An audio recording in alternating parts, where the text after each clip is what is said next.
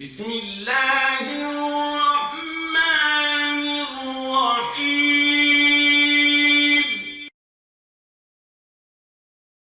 اللہ کا شکر ہے کہ زندگی میں ایک مرتبہ پھر ہم ماہ صیام رمضان المبارک کا استقبال کر رہے ہیں۔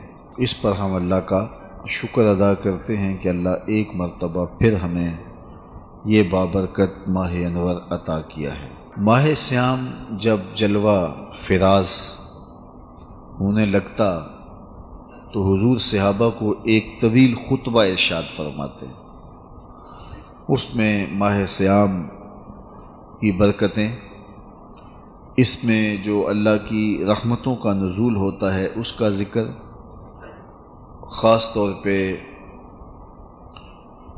جو اجر و ثواب اس مہینے میں نیکیوں کا بڑھ جاتا ہے اس کا تذکرہ کر کے نیکی کی تحریص دلاتے، نیکی کی ترغیب دیتے۔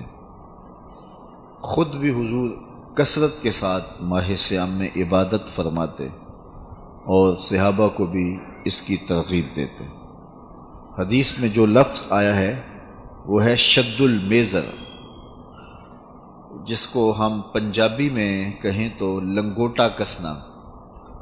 تو جب ماہ صیام آتا تو حضور کمر بستہ ہو جاتے عبادت کے لیے اور خود بھی جاگتے، اپنے اہل خانہ کو بھی بیدار کرتے، اور فرمایا کہ من صام رمضان ایمانا و احتسابا غفر له ما تقدم من ذنبہ، جس نے رمضان المبارک کے روزے محاسبہ نفس کے ساتھ اور ایمان کے ساتھ رکھے، اللہ تعالیٰ اس کے پچھلے سارے گناہ معاف فرما دے گا۔ کہ کتنی بڑی سعادت ہے جو روزہ دار کو نصیب ہوتی ہے۔ ہمیں ماہ صیام کے لیے اہتمام سے تیاری کرنی چاہیے۔ ہمارے بزرگ اس بات کی ترغیب دیتے تھے اور ہمیں بھی عملاً اپنی اولاد کو اس کی ترغیب دینی چاہیے کہ اپنے گھروں کی صفائی ستھرائی ماہ صیام سے قبل اہتمام سے کریں۔ اگرچہ آپ کے گھر صاف ہوں گے، بڑے خوبصورت ہوں گے، لیکن اس کے باوجود بچوں کو ساتھ شامل کر کے گھروں کو صفائی کریں اور اس نیت سے کریں اور یہ شعور بچوں کو دیں کہ یہ سب کچھ ماہ صیام کے لیے ہو رہا ہے۔ آپ کا کوئی بڑا اچھا مہمان آ رہا ہو تو آپ اس کے لیے گھر کو سنوارتے ہیں تو بچوں کے ذہن میں اس مہمان کا انتظار بڑھ جاتا ہے نفسیاتی طور پہ، اور اس انتظار کی شدت پیدا ہو جاتی ہے کہ یہ کون سا مہمان ہے کہ جس کے لیے گھر کو آراستہ کیا جا رہا ہے اور رنگا رنگ کے کھانوں کے بارے میں سوچا جا رہا ہے، تو اس کا انتظار بڑھ جاتا ہے۔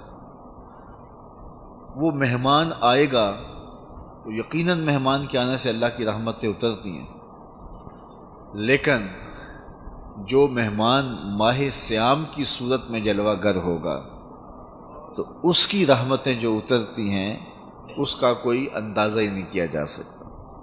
اس لیے اپنی اولاد کو اس بات کا شعور دیں کہ ماہ صیام آ رہا ہے۔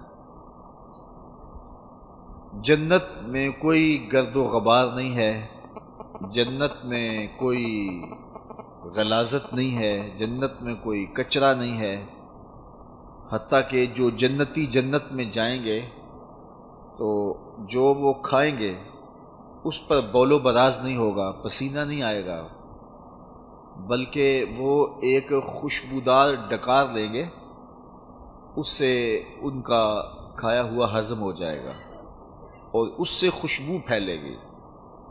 تو جنت میں ایسی کوئی چیز نہیں ہے، لیکن اس کے باوجود پورے 11 مہینے جنت کی زیبائش و آرائش ہوتی رہتی ہے ماہ صیام کے لیے۔ اور حضور نے ارشاد فرمایا کہ اگر لوگوں کو پتہ چل جائے کہ ماہ صیام میں کیا ہے تو وہ آرزو رکھیں کہ پورا سال ہی ماہ صیام ہو۔ یہ اس قدر بابرکت اور اس قدر خوبصورت مہینہ ہے۔